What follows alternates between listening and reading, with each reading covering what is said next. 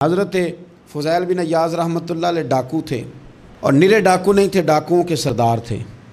تو ارشاد فرماتے ہیں کہ میرا طریقہ یہ تھا کہ میں ایک پورے قافلے کی صورت میں حملہ کرتا تھا تو لوگ ڈرا کرتے تھے اگر کہ فضیل بن عیاض کے ڈاکوؤں نے حملہ کیا تو پھر نہیں بچتے۔ ایک دن گزر رہا تھا تو ایک قاری صاحب آیت پڑھ رہے تھے، لا تقنطوا من رحمت اللہ، اللہ کی رحمت سے کبھی نا امید نہ ہونا، ان اللہ یغفر الذنوب جمیعا، بے شک وہ سارے ہی گناہ معاف کر دے گا۔ آپ فرماتے ہیں میرے دل میں بات اثر کر گئی، ماننا ہے نا۔ جس نے نہیں ماننا اس نے 6666 آیتوں کا ترجمہ پڑھ کے بھی توجہ نہیں کرنی۔ آپ ارادہ کریں نا، آپ اپنی دل کی زمین کو زرخیز بنائیں۔ فرماتے ہیں میں فوراً وہ آیت سنی تو میں رویا، اور میں وہ حافظ صاحب کے پاس چلا گیا، ان سے اجازت لی، ان کے کمرے میں داخل ہوا۔ میں نے کہا آپ نے ابھی آیت پڑھی ہے کہ اللہ سارے گناہ معاف کر دے گا؟ تو جس بندے نے کئی سال ڈاکے ڈالے ہوں، بیٹیاں روتی رہتی ہوں پر وہ مال لے کے آ گیا ہو، مائیں واسطے دیتی رہتی ہوں پر وہ لوٹ کے نکل آیا ہو، اب جی اگر وہ بندہ بھی سچے دل سے توبہ کرے تو اللہ معاف کر دیتا ہے۔ تو آفا جی کہنے لگے میں کون ہوتا ہوں تمہیں کوئی تفسیر بتانے والا، میں نے تو قرآن کی آیت پڑھی ہے، میرا رب کہتا ہے لا تقنطوا من رحمت اللہ، تم نے مایوس نہیں ہونا، تم آ جانا، معافی مانگ لینا، ان اللہ یغفر الذنوب جمیعا، اللہ سارے ہی گناہ معاف فرما دے گا، اللہ سارے گناہ۔ تو یہ تو اللہ فرما رہا ہے۔ فضیل بن عیاض کہتے ہیں میں نے کہا ختم ہو گئی بات، توبہ بھائی۔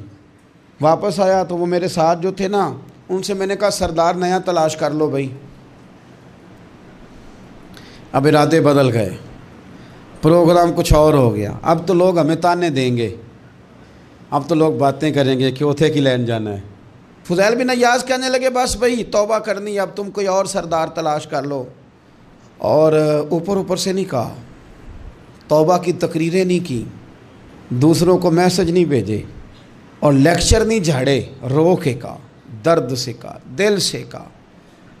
تو وہ جو باقی کے تھے نا ان پر سردار کی بات کا اثر ہوا، کہنے لگے سردار ہم نے سردار نیا نہیں ڈھونڈنا، اگر چوریاں مل کے کی ہیں تو اب تو اس طرح تو نہ کر، توبہ بھی مل کے ہی کریں گے، اب اللہ بھی مل کے ہی کریں گے، اب بس تو اگر ادھر جائے گا تو ہم بھی تو جائیں گے نا۔ اللہ اکبر۔ فضیل بن عیاض کہتے ہیں ظاہر ہے مال لوٹا کرتے تھے، میں نے مسئلہ پوچھا علماء سے تو انہوں نے بتایا کہ یہ تو حقوق العباد کا مسئلہ ہے، جو لوٹا ہے وہ تو واپس کرنا ہی پڑے گا۔